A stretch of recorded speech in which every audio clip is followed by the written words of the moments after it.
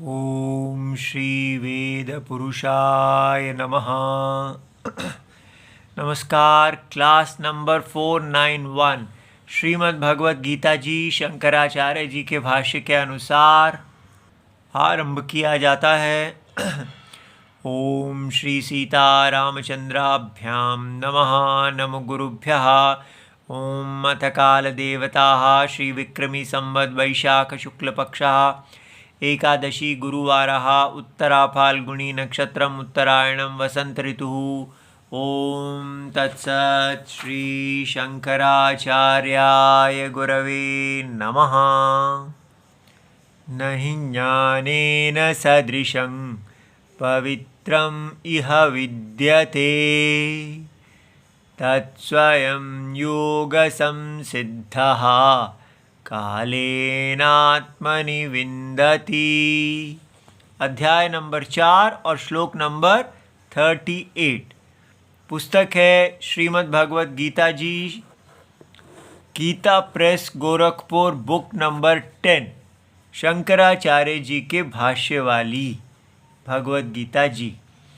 अच्छा जी, तो अब भगवान यहाँ पर कह रहे हैं कि न ही ज्ञानेन सदृशं पवित्रम इह विद्यते, कि ज्ञान से, ज्ञान के जैसा पवित्र करने वाला इस सारे संसार में कोई दूसरा नहीं है। और तत्स्वयं, ये जो ज्ञान है ये योग संसिद्धा, जो व्यक्ति भगवत गीता जी में बताए हुए कर्म योग से सिद्ध हुआ है, जिसने अपने आप को योग्य बनाया है ज्ञान के लिए, वो कालेन, जैसे जैसे वो अपने आप को शुद्ध करते जाते हैं, उस शुद्ध अंतःकरण में, काल में, आत्मनि, स्वयं आत्मा में ही ये ज्ञान उदय होता है। ठीक है, ज्ञान की प्राप्ति होती है। तो क्यों ऐसा कहा जा रहा है? एकदम ज्ञान के पवित्रता देने का साधन कैसे आ गया? तो भगवान कहते हैं यतः एवं अतः, क्योंकि ऐसा है इसलिए। तो फिर कैसा है? तो इसलिए भगवत गीता जी को पिछले वाले श्लोक में हमें इसका संबंध पता होना चाहिए। पिछले श्लोक में क्या कहा गया है कि जैसे अग्नि लकड़ियों को, जली हुई अग्नि लकड़ियों को जिस प्रकार भस्म कर देती है, वैसे ही ज्ञान अग्नि सभी कर्मों को भस्म कर देती हैं। तो इसलिए इससे स्पष्ट होना चाहिए कि भगवत गीता जी में कोई ये नहीं है, कोई लोग कहते हैं कर्म मार्ग, कोई कहता है ज्ञान मार्ग, और कोई कहता है भक्ति मार्ग, कोई कहता है योग मार्ग, अनेक मार्ग है। जैसे ऐसा आप स्वयं देख सकते हैं कि भगवान कह रहे हैं कि ज्ञान जो है वो अज्ञान को दूर करने वाला है। अज्ञान की अवस्था में ही हम बद्ध हैं। आत्मा के बद्ध अवस्था माने अज्ञान अवस्था, और अज्ञान को ज्ञान ही बाधित करता है। इसीलिए कहा कि ज्ञान ही पवित्रता का साधन है। अपवित्रता माने व्यक्ति अपने आप को कर्म से बद्ध देखे, बंधा हुआ देखे। तो कर्म की अवस्था आत्मा के लिए अपवित्र अवस्था है, और कर्म से मुक्त हो जाना अर्थात अपने स्वरूप में, नेचुरल स्टेट में पहुंच जाने को ही पवित्रता कहते हैं। अपवित्रता माने फॉरेन, कोई चीज़ ऐसी बीच में आ जाए जो आप उससे अलग है, तो हम कहते हैं ये दूषित हो गया है, अपवित्र है। और जब हम फौरन जो एक्स्ट्रा है, जो बाहर से आया है, उसको निकाल देते हैं तो हम कहते हैं अब ये शुद्ध है। इसलिए शुद्ध अवस्था माने स्वरूप अवस्था। तो ज्ञान जो है वो अज्ञान को बाधित करके हमें स्वरूप अवस्था में प्रतिष्ठित कर देता है। ठीक है। और कल हमने यहाँ बहुत महत्वपूर्ण चीज़ जानी कि कर्मों को भस्म करने का अर्थ शंकराचार्य जी ने ये जो निर्बीजी करोति करवाया, ये याद रखना है कि जो हमारा प्रारब्ध कर्म है, जिस कर्म ने हमें ये शरीर दिया है, जिस शरीर में ज्ञान उत्पन्न होता है, वो शरीर जो है वो ज्ञान आते ही समाप्त नहीं हो जाता। ठीक है। वो शरीर अपने फल को देकर ही जाता है, इसलिए वो उसका उपभोग। तो यहाँ भाष्य में बताया कि शरीरम आरब्धम तत् प्रवृत्त फलत्वात् उपभोगेन एव क्षीयते। तो जो हमारा शरीर आ गया है वो अब अपने कर्म का फल उपभोग, जिस कर्म का सुख और दुख जो उस शरीर में आना है वो आएगा, और उससे उसके पूरे हो जाने पर शरीर का पात, शरीर गिर जाएगा। तब नया शरीर लाने के लिए जो हमारे कर्म हैं वो नहीं ला पाएंगे, क्योंकि ना हमारे पूर्व जन्म में किए हुए कर्म, ना इस जन्म में किए हुए कर्म, और ना ही ज्ञान प्राप्ति के बाद किए हुए कर्म, ये तीनों कर्म निर्बीज हो जाते हैं, इनका कोई अस्तित्व नहीं रहता। तो क्या शरीर, हमारे शरीर का अस्तित्व रहता है? उसका भी कोई अस्तित्व नहीं रहता। अस्तित्व केवल आत्मा का ही रहता है। किंतु क्योंकि ये शरीर फल देने के लिए प्रारब्ध है, इसलिए ये उपभोग से ही शांत होता है। किंतु ये शरीर, ये जो कर्म है जो अभी फल नहीं दे रहा है, जो अभी बीज अवस्था में है, वो पुनर् अंकुरित नहीं होता है। ये बात हमें समझ में आ जानी चाहिए। ठीक है। इसीलिए ज्ञान होते ही मृत्यु नहीं हो जाती है। ठीक है। इसीलिए इसको सद्यो मुक्ति, जीवन मुक्त का, कि जो व्यक्ति ज्ञान प्राप्त कर लेता है वो संसार की दृष्टि में फिर भी शरीर ही रहता है, लेकिन अपनी दृष्टि में वो अपने आप को केवल अकर्ता आत्मा देखता है। ठीक है। ये बात हमें समझा दी गई शंकराचार्य जी के द्वारा।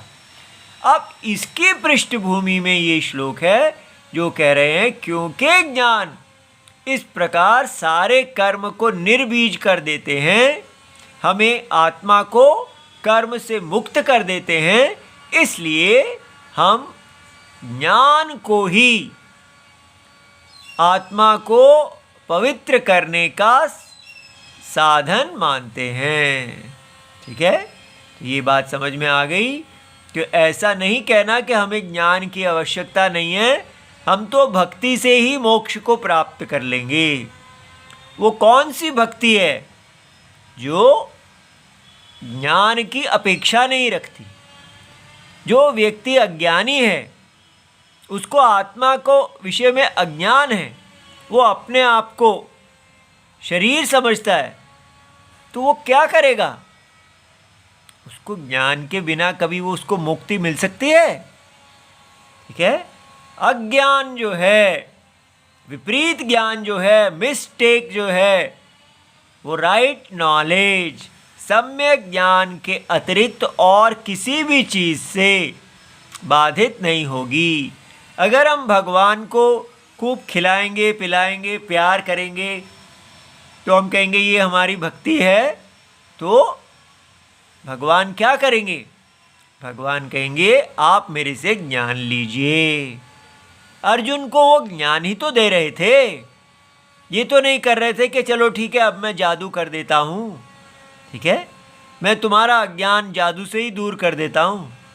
भगवान उपदेश करते हैं, वो गुरुजी हैं। इसलिए भगवान भगवत गीता के भी अंत में अभी यही कहेंगे कि अभक्ताय अदेयम, मेरा ये उपदेश अभक्त को नहीं देना।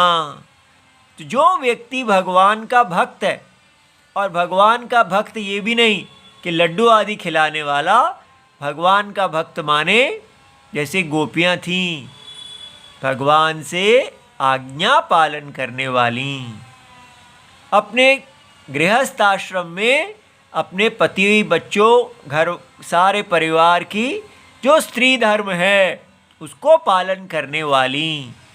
इसी प्रकार हम सब अपने अपने वेदोक्त धर्म का पालन करते हैं, उसी को ही भक्ति कहते हैं।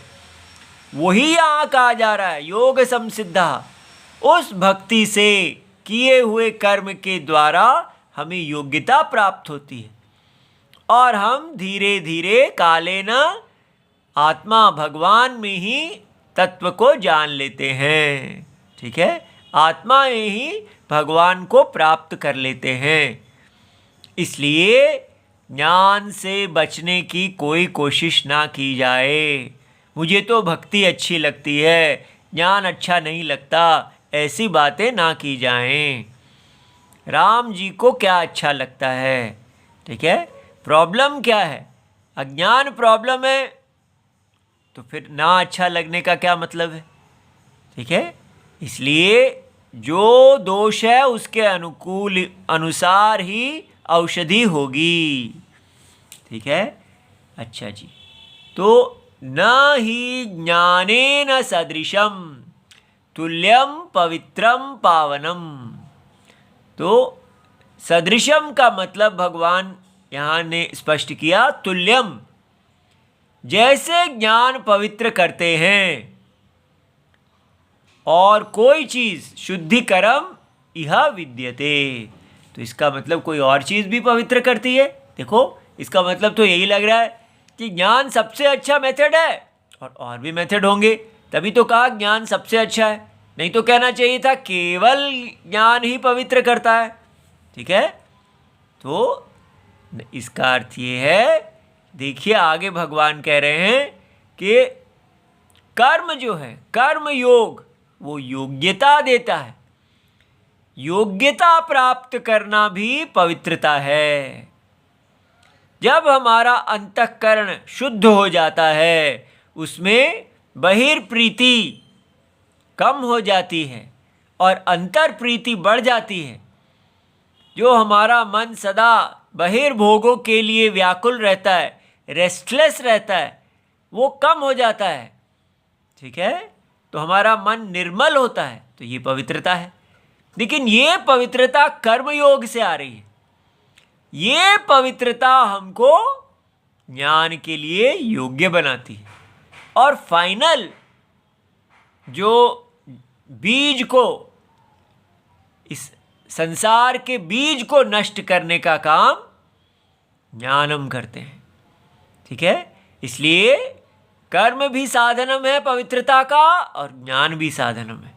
लेकिन ज्ञान, क्योंकि ये असली कुल्हाड़ी है, इसलिए कहा गया कि नहीं ज्ञानेन सदृशम तुल्यम पवित्रम।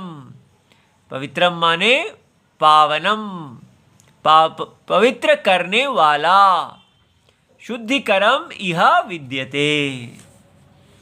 तो हमें ये बात स्पष्ट हो जानी चाहिए कि भगवत गीता कितनी क्लियर है कि आपको आत्मज्ञान की इच्छा करनी चाहिए। तज्ज्ञानम स्वयं एव, ये ज्ञान अपने आप ही कहाँ आ जाता है? योग संसिद्धः, योगेन कर्म योगेन समाधि योगेन च संसिद्धः संस्कृतः। जो व्यक्ति ये बताए हुआ जो साधन है वो क्या है? कर्म योग। कि आपने अपने स्वधर्म को, अपने यज्ञ को भगवान में, ठीक है, वर्ण आश्रम धर्म को, ठीक है, ब्राह्मण क्षत्रिय वैश्य शूद्र और अंतर्जाति इत्यादि सब, जिसका जो जो स्थान है उसके अनुसार वो अपने स्वधर्म का पालन करे, केवल यज्ञ वृद्धि के लिए, विष्णु वृद्धि के लिए, ठीक है, व्यक्तिगत वृद्धि के लिए नहीं, समष्टिगत वृद्धि के लिए। और इस प्रकार ये कर्म योग और समाधि योग क्या है? कि अपने मन में सदा समाहित, सदा जो ये प्रत्यय है कि ना अहम करता, ये माया है, इस माया में ये सारा कार्य हो रहा है, लेकिन वास्तव में केवल अकर्ता आत्मा एव इदम सर्वम। आप सदा ज्ञान प्रत्यय में बने रहते हैं, समाधि, मन में समाधान रखते हैं और निर्द्वंद्व किसी भी प्रकार से अपने मन में कोई भी द्वंद्व का स्थान नहीं रखते। जय अजय इत्यादि, केवल धर्म, ये बहुत बड़ा बल है। तो इससे संसिद्ध, सिद्धि को प्राप्त किया हुआ, अर्थात संस्कृता, अपने मन को शुद्ध किया हुआ, योग्यताम आपन्ना, योग्यता को प्राप्त, मुमुक्षु, मोक्ष की इच्छा रखने वाला, कालेन, और शंकराचार्य जी आगे महता लगा रहे हैं, बहुत काल, बड़े काल में। इसलिए इसको इंस्टेंट नूडल नहीं समझना, ये धीरे धीरे व्यक्ति पकता है, ठीक है। तो इसलिए ये साधन काल की अपेक्षा रखता है। किंतु जो व्यक्ति भगवान से प्रेम करना सीख जाता है, उसके लिए अब काल कुछ नहीं रह जाता, क्योंकि भक्ति अपने आप में ही फल है। आप अपने स्वधर्म को राम जी में अर्पण करते रहते हैं, बस ये अपने आप में ही शांति है, उपरति है, ठीक है। इसलिए ये कालेन का मतलब ये नहीं कि कितनी देर लगेगी, बस अब आपको साधन मिल गया तो साध्य भी मिल गया, ठीक है। तो आत्मनि, क्योंकि आत्मा जो है वो कोई छोटी सी चीज़ नहीं है, आत्मा ही जगत का सत्य है। तो जहाँ पर आत्मा के विषय में ही अज्ञान है, तो आत्मा के विषय में ही ज्ञान होता है, तो आत्मा में ही ज्ञान की प्राप्ति होती है, ठीक है। स्वप्न के अंदर आत्मा में ही अज्ञान की प्राप्ति है और स्वप्न के अंदर ही आत्मा में ज्ञान की प्राप्ति है। इति विन्दति अर्थात लभते इत्यर्थः। तो ये बात अच्छी तरह यहाँ एक टॉपिक है कि प्रॉब्लम माया है या प्रॉब्लम अज्ञान है। कभी लोग कहते हैं भगवान की माया है और कभी कहते हैं ये सब अज्ञान है। तो इन दोनों में से कौन सा ठीक है? तो हमें ध्यान से समझना है कि माया शब्द का क्या अर्थ है। माया शब्द का अर्थ है अविद्या कल्पित नाम रूप। ये संसार क्या है? नाम और रूप, क्रिया। और ये सब अविद्या माने अज्ञान कल्पित हैं। तो जब हम माया शब्द प्रयोग करते हैं तो उसका अर्थ होता है कि ये सारे नाम और रूप जो हैं ये माया हैं, ये अनाम रूप आत्मा में आते हैं, रहते हैं और चले जाते हैं।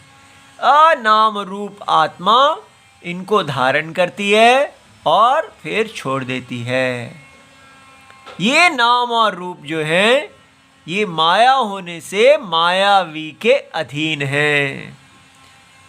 आत्मा मायावी है, जगत की आत्मा परमात्मा मायावी है और ये पूरा जगत मायावी के अधीन है। तब हम कहते हैं कि अगर ये सारा जगत मायावी के अधीन है तो फिर तो ये हमारी कोई प्रॉब्लम ही नहीं है, तो ये भगवान का जादू है, उन्होंने किया है तो हम क्या कर सकते हैं। तो माया शब्द सुनते ही हमें लगता है हमारी कोई अकाउंटेबिलिटी, हमारा कोई उत्तरदायित्व जवाबदेही नहीं है, क्योंकि ये सब भगवान की ही माया है और वही हमको कठपुतलियों की तरह चला रहे हैं और हमें वही मोक्ष देंगे। उन्होंने हमें बांध रखा है तो हम कुछ नहीं कर सकते। ये गलत तरीका है, ऐसे माया को नहीं समझना। फिर माया क्या है? ये समझना कि ये माया जो है मोहिनी है। ये नाम और रूप आपको मोहित करने वाले हैं, आपको वशीकरण करने वाले हैं, आपको अपना दास बनाने वाले हैं। जैसे हम कहानी सुनते हैं कि एक जादूगरनी थी, उसने एक राजा को वश में करके अपने पिंजरे का तोता बनाया हुआ था और वो केवल उसके साथ खेलती थी। तो वो राजा कैसे मुक्त हुए? ठीक है, तो ये समझना है कि ये माया ऐसा ही काम करती है। ये हमें मोहित करके अपना दास बना लेती है और जैसे खेलती है और हम इसके पिंजरे में रहते हैं। तो इस पिंजरे से कैसे निकला जाए, उसका साधन है कि इस माया से निकलने के लिए हमें मायावी की शरण लेनी है। इसलिए ये ना कहें कि ये माया तो मायावी का जादू है, तो वो तो फिर भगवान वो जादूगरनी बन जाएंगे। भगवान हमें जादूगरनी से मुक्त कराने वाले हैं। जब हम मायावी की शरण लेते हैं तो ये जादूगरनी माया हम पर जादू नहीं कर पाती, हमें बल प्राप्ति होती है और हम धर्माचरण करते हैं। नहीं तो हम केवल मायाचरण करते हैं, वही कार्य करते हैं जो हमें माया नचाती है। इसलिए परवश से निकलने के लिए हम आत्मा की, परमात्मा की शरण लेते हैं। तो इसलिए ये माया है का मतलब कि आपको जब तक आप मायावी की शरण नहीं लेंगे, जब तक वेद की चक्षुओं से आप नहीं देखेंगे कि यहाँ पर एक यज्ञ चल रहा है और आप अपनी मन मर्जी नहीं कर सकते हैं, आपको उस यज्ञ में अपनी आहुति देनी ही होगी। उसके बिना आपके पास कोई विकल्प नहीं है। नहीं, मैं कोई आहुति नहीं देना चाहता हूँ, मैं सीधा यही कहूँगा आके कि ये सब फॉल्स है, ये तो है ही नहीं है। तो बस जो है ही नहीं, फिर उसमें यज्ञ आहुति आदि क्या देना। मैं सीधा ज्ञान से इसको बाधित कर दूंगा और मैं कोई यज्ञ ब्राह्मण क्षत्रिय वैश्य धर्म का पालन नहीं करूंगा। ऐसा आजकल लोग हट करते हैं कि कोई वर्णाश्रम धर्म, कोई यज्ञ, उसकी कोई आवश्यकता नहीं है। सीधा आओ, कहो कि ये सब अविद्या कल्पित है, वास्तव में आत्मा साक्षी है और वो निर्मल है, तो कोई धर्म की आवश्यकता नहीं है। तो अगर ऐसा आप कहेंगे तो ये योग संसिद्धा, क्या आप कर्म योग और समाधि योग, मन को समाहित रखना, अपने कर्मों को सदा यज्ञ के अनुसार ही बनाना, ये सब आउट हो जाएगा। और यही आजकल की बाजारू भगवत गीता में हो रहा है। कैसे देखिए, पूरी भगवत गीता अर्जुन जी को अपने क्षत्रिय धर्म में डाल रही हैं, बता रही हैं कि आप क्षत्रिय धर्म पालन करेंगे कर्म योगेन समाधि योगेन संसिद्धा, तब आप योग्य बनेंगे। लेकिन मॉडर्न भगवत गीता कोई भी वर्णाश्रम धर्म को पालन करने की, स्त्री धर्म को पालन करने का उपदेश करती ही नहीं। वो केवल यही कहती है कि आप भक्ति करो, भक्ति वाले भक्ति और ज्ञान वाले ज्ञान। लेकिन दोनों भक्ति और ज्ञान वाले भगवान की शरणागति का मतलब ये नहीं बताते कि आपको स्वधर्म का पालन करना है, क्योंकि ये कहेंगे तो फिर बाजार में भगवत गीता बिकेगी नहीं। सब यही बताते हैं कि आपको अपने जैसा आप जी रहे हैं जियो, लेकिन भगवान को आप समर्पित हो जाइए। ये कैसा समर्पण है जिसमें आप आज्ञा नहीं पालन करते, करेंगे मर्जी और कहेंगे भगवान आप हमारी रक्षा कीजिए। ये जो व्यक्ति अपनी कार ड्राइविंग जब करता है रोड पे तो 100 की स्पीड पे चलाता है, रूल्स ट्रैफिक रूल्स का पालन नहीं करता, तो फिर उसको उसकी रक्षा कितना भी कहें कि मेरी रक्षा करो मेरी रक्षा करो, भाई आपकी रक्षा तभी होगी यदि आप हमारे बनाए हुए ट्रैफिक रूल का पालन करेंगे। ये धर्म ही ट्रैफिक रूल है। इसलिए धर्म को पालन करने की वाली भगवत गीता को स्वीकार करें जो हमें धर्म बताती है। इसलिए माया और ज्ञान दो अलग अलग चीज़ें नहीं हैं। ज्ञान जो है वो हमें बताता है, माया जो है वो ज्ञान की ही प्रक्रिया है कि कैसे आपने ज्ञान प्राप्त करना है। आपको ज्ञान ऐसे दिया जाता है कि यहाँ पर ये सारा जगत जो आपको सृष्टि दिख रही है, ये कोई साइंस की सृष्टि नहीं है, परिणाम से आई सृष्टि नहीं है, ये माया सृष्टि है। इसमें जो नाम और रूप और क्रिया है ये सब की सब मायावी के अधीन है।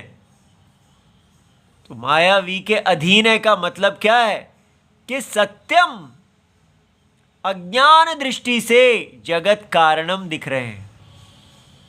वो जगत कारणम है नहीं, लेकिन दिख रहे हैं, सर्वशक्तिमान दिख रहे हैं। ये माया उनकी शक्ति है। तो अविद्या में, अज्ञान में की अवस्था में सत्यम परम जो हैं वो ईश्वर कहलाते हैं। सो माया से ईश्वर सिद्धि होती है। वो परम सत्यम आत्मा शक्तिमान हो जाते हैं। माया शक्ति है और इसलिए माया शब्द के कहते ही आपने अपने आप को पुरुषार्थहीन नहीं बनाना कि ये अब हमारे हाथ में नहीं है, बॉल हमारे कोर्ट में नहीं है, अब तो जो करना है भगवान ने करना है, वही हमें पाप कराते हैं, वही हमें पुण्य कराते हैं, वही हमें मोक्ष देते हैं। ऐसी बातें नहीं करना, ठीक है। ऐसे बात करने वाला पुरुषार्थ से गिर जाएगा, वो भगवत गीता वेद को यूजलेस बना देगा, ठीक है। इसलिए मायावी का अर्थ है कि भगवान सर्वशक्तिमान है, उन्हीं का ही धर्म है और उसी को हमें पालन करना है। तभी हम योग संसिद्धः, उनके बताए हुए स्वधर्म का पालन करते हुए हम सिद्ध होते हैं। ठीक है। ओम नमो भगवते वासुदेवाय। प्रणाम।